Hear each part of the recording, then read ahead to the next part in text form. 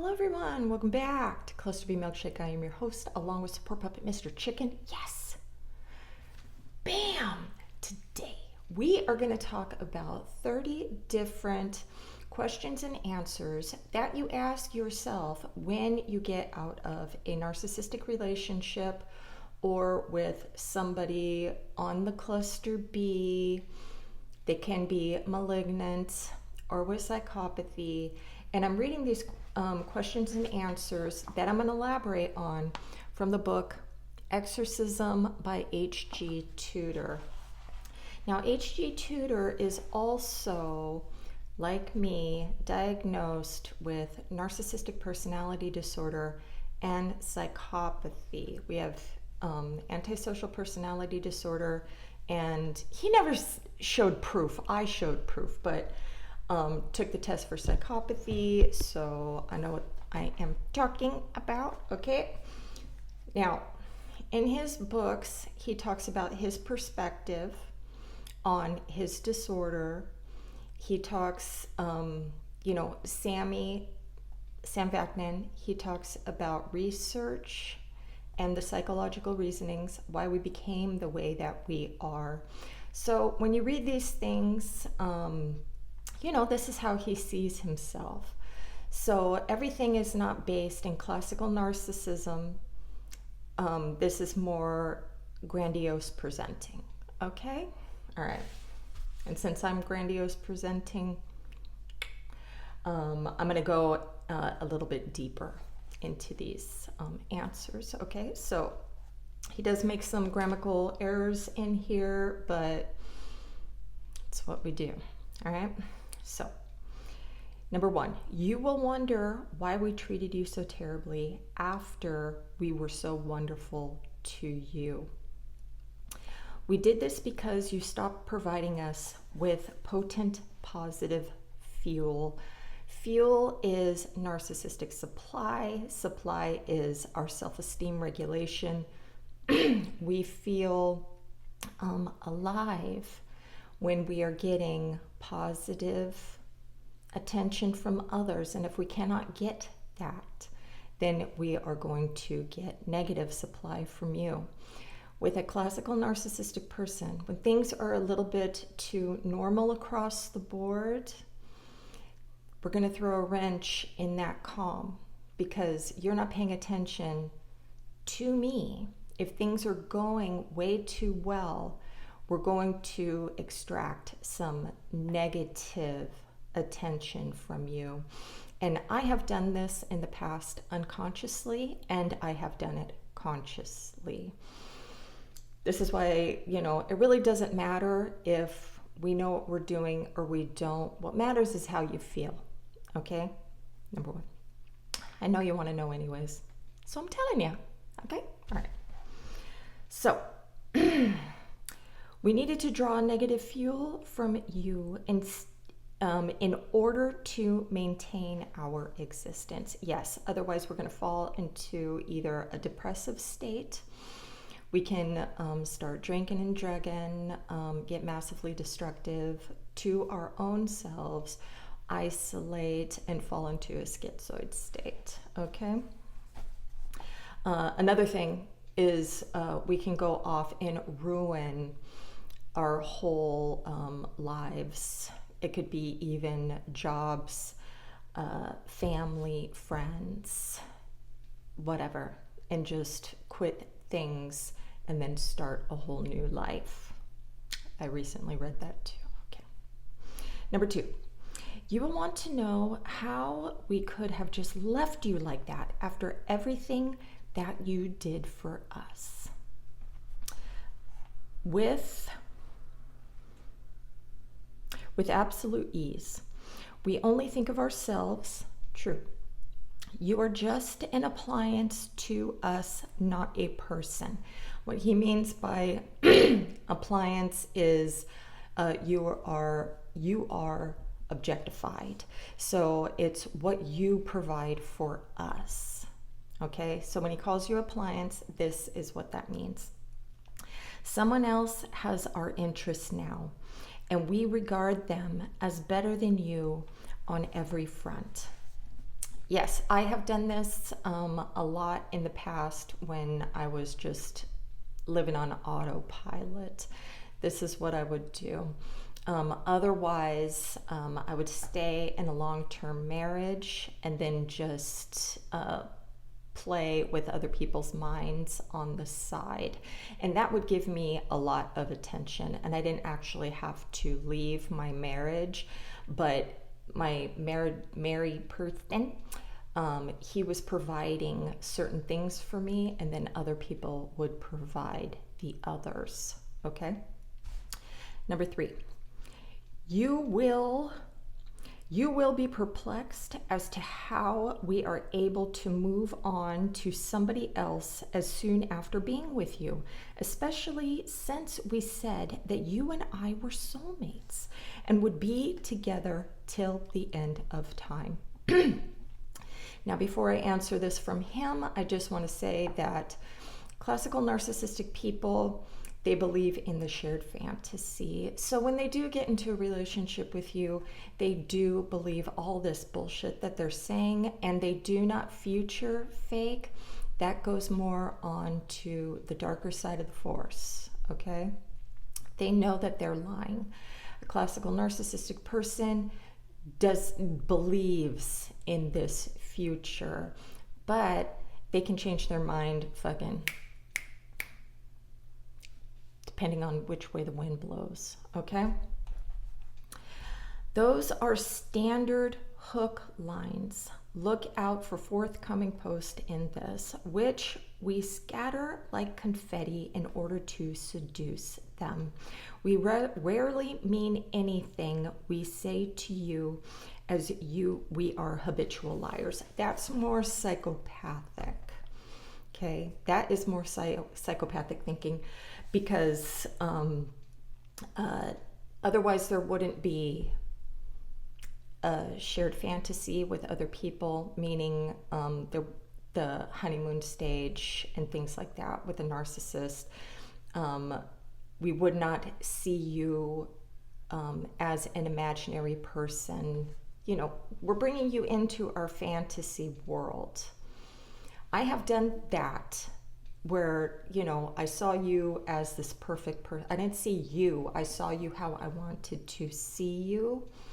And with other people, secondary supply sources, I did the target shit, knowing I ain't staying around and that you're easily disposed of. Okay? So let's continue. Number 4. What are we doing with our new acquisition? More or less exactly what we did to you, seducing them and giving them the golden period. The golden period is the honeymoon stage, okay? We will apply similar techniques as to how we charm and mesmerize them as we did with you. Expect us to say the same things, take them to places, buy them same gifts, and so on, with some occasional changes. I have had this done to me. You know, I like toxic flavored dudes, and I have had dudes try to give me the same songs as they gave exes. An ex used to draw me, and to draw in other women, he started to draw them too. So there, you know, yes, this can happen. Trying to think of some things that I would do that were the same. Mainly, I'm championing you, whatever it is that you have going on. I'm just like your fucking cheerleader in life. And every man wants a woman to, you know, champion them. So that's a good trait, but I'm doing it just so you'll like me. I don't know what you girls are doing. Okay. Let's see. Number 5. How are they better than you? How long have you got? They are more beautiful, more loving, more intelligent, more successful, more fun, more admiring, more adorable. In fact, whatever you were, they are 1,000 times better. The truth is, they are not. They may even be less than you, but we do not see that. To us, they are shiny and new, and thus amazing. Yes. And it all has to do with how they see us. Your shine dimmed because you started bitching and complaining and, not putting us on a pedestal anymore. Not saying that, we don't deserve to be kicked off that motherfucker. But I'm just saying that this person is now perfect because I'm perfect. Okay? Number 6. Are we happy with that person now? We don't feel happy. We feel engorged by the power that surges through us from the supply source. We tell everyone we are happy, though, in order to maintain appearances and also to help you hear about our huge joy with that person. Triangulation, people. Okay. Number 7. What has that person got that you haven't got? To us, the most wonderful and potent, positive supply. To us, the most wonderful, important, positive fuel. In your reality, they are little different. Indeed, you would be surprised just how much in common you do have. And I have made videos on this, that we try to look for you in other people. You're always being compared to the new person, to the last, and the last to the new. I think we all do that. Do you do that too? Okay. Number 8. She doesn't even seem like our type. So why on earth have we chosen her? If she pours out positive fuel, she is our type. That is all that matters. You are all appliances in our eyes, meaning objects for feeding us positive attention. I think that it's different, at least to me. Being a woman, and men, they just want to get the booty, So I see that they're manipulating in all these different ways and stuff.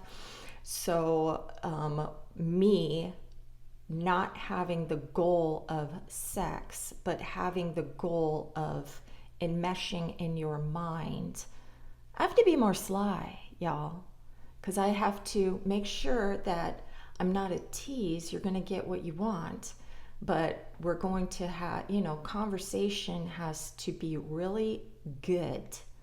All right. So masterclass coming up for you girls. Number 9. You spend your time on X watch as you stalk our social media and that of a new target. I even had friends do this, dude. The friend zone guys, they would go and stalk my dude. All right. To see what we are all doing together, what we are saying to one another, looking for any sign of trouble in the new relationship. You know how you read the comments and shit? We want you doing this so you will not move on. You will not see any signs of trouble in paradise, quite the contrary, as we pump out the propaganda. Now, you'll notice also on social media, you will see fights. You will see them unfollow because they've been blocked, and all this push and pull going on with a regular narcissistic person. And then you will see posts of them trying to bait back and reverse Hoover the new supply source, while also giving little covert coded messages to the ex. Okay? Number 10. You want our new relationship to fail so you feel better and validated because the same thing has happened to the new target as it did to you. It's always going to happen to the new person. Always. Don't ever think that a new person is going to fix what's broken inside of us. No, it's not. Okay? We know you do, because that is how hateful and horrible you are, and make us wonder why on earth we ever chose you. Don't worry though, it will eventually falter. They all do. Yes. 11. You feel a need to prove that you are happy, even though you are not, and that you need us to know this. In this case, you consider ways in which you can convey this message to us. Yes, this is why when you glow up and you post your glow ups and everything, I think it's for me. Also, when you're doing the manipulation with the reverse Hoovery, that's what it looks like to me. I think that everything is done for me. Okay? Now, somebody who might have anger issues, or maybe they're more manipulated, you can have a fucking posting war, or they will reach out to you if they have some more unstable flavor to them, say a borderline flavored person, and then they're going to start going on the attack, messaging you, sending you phone calls, even attacking your new supply source. Okay? All right. Going to your friends, your family, everyone. Don't bother. We know you are torn apart, and we will just laugh at your attempts to pretend otherwise. Yes.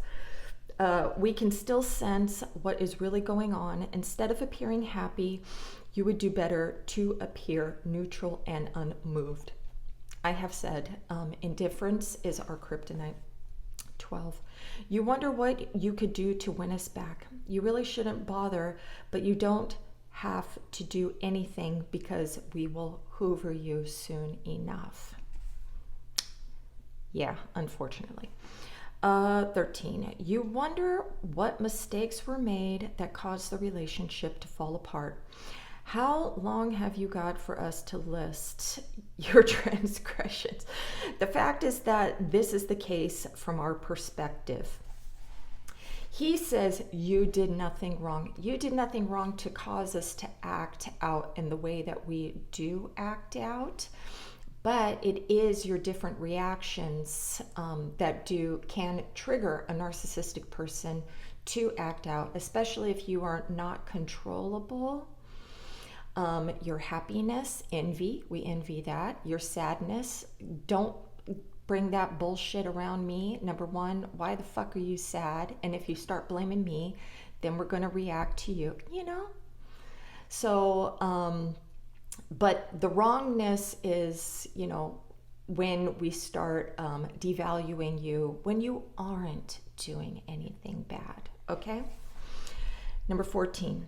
You begin to imagine what is going on between those four walls that you know so well once upon a time, being fixated with this consideration that is happening. Everything that happened between you and I is actually frightening, just how similar it is.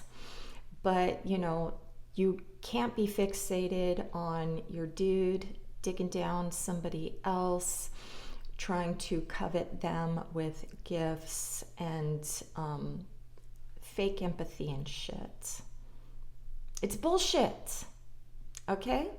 It's bullshit, so don't torture yourself with your images. 15. You relive the day that you had with us and think about whether we are doing the same things with the new person that we did with you. Of course we are. 16. You want us to explain why we did what we did. This isn't going to happen. You do not get closure. We need you hanging on for answers. Okay? 17. You try to make sense of what is happening, but you cannot. This does not, however, stop from running the whole relationship through your head over and over again as you try to seek answers. There is no point in doing this. The answer does not lie there. This is why you're with me.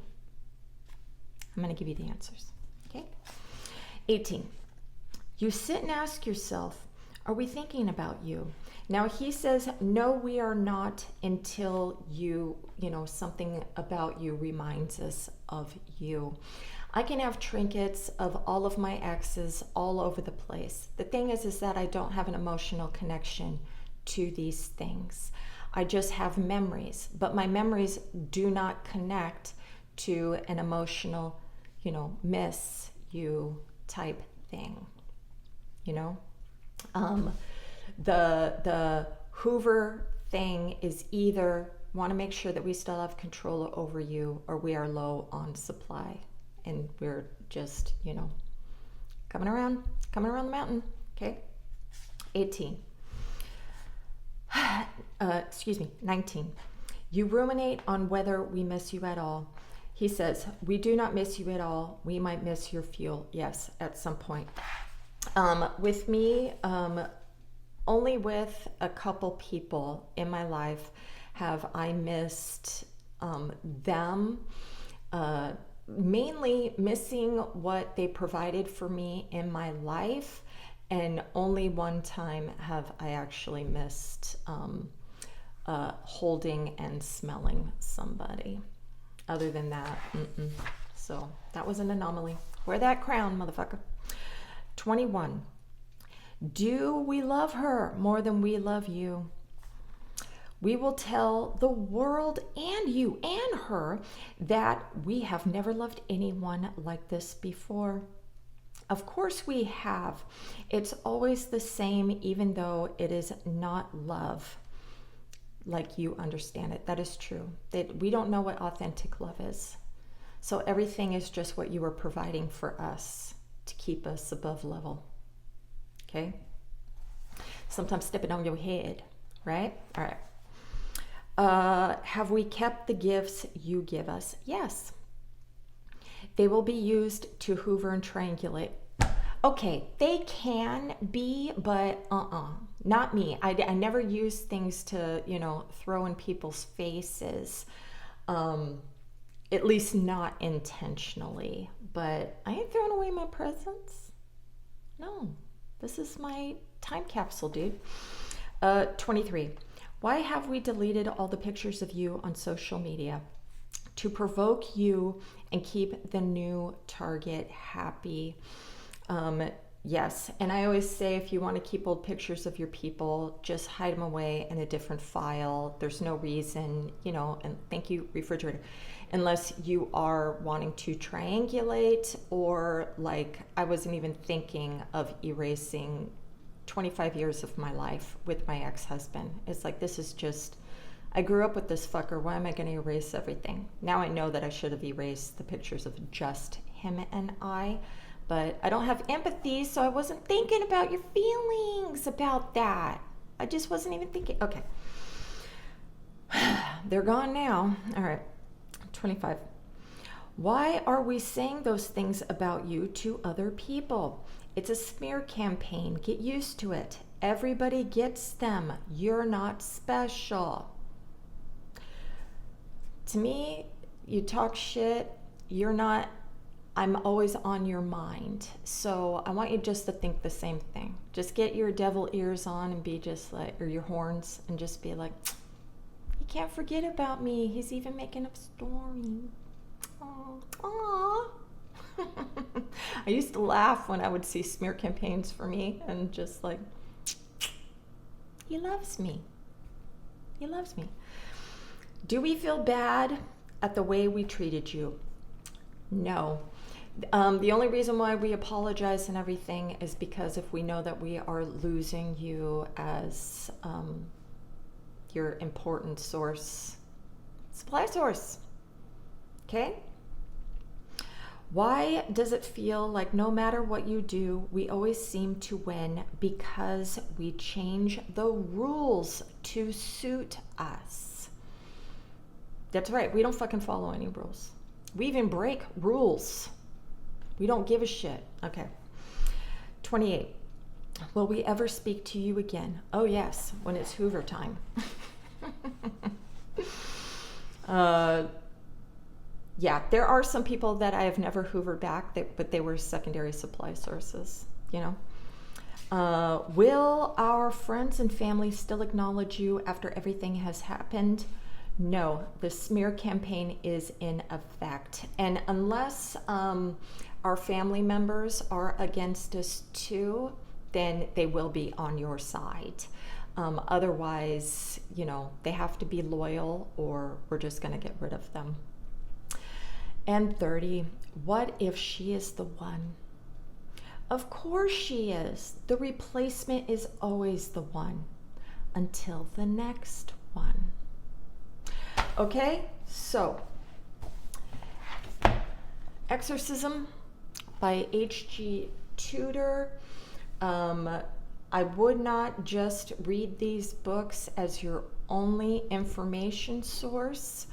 I would go watch and read Malignant Self-Love by Sam Vaknin, Heal MPD with Mark Eatonson in his book Unmasking Narcissism. Watch me, of course, because any new information I learn about myself, I bring to you and tell you what I have learned and how I actually feel about it. Okay? Every other victim channel out there is treating every narcissist like a psychopath. And if they start posting things about demons and angels or anything that has to do with empaths versus narcissists, no. I also reading HG Tudor's book, and they're really fucking thin. He's getting a lot of money for fucking next to nothing, but it's called Chained, and it's about the codependent and narcissist, and that one's pretty good so far. I just started reading that one. Anyways, No Contact is a great book if you want to stay away, okay, from us. Otherwise, you can always hit me up and we can book a call, and I will hold your hand through the whole process. Who wouldn't want to hang out with me for an hour? Come on, Mr. Chicken. All right. Call, motherfucker. Have a great day. Namaste.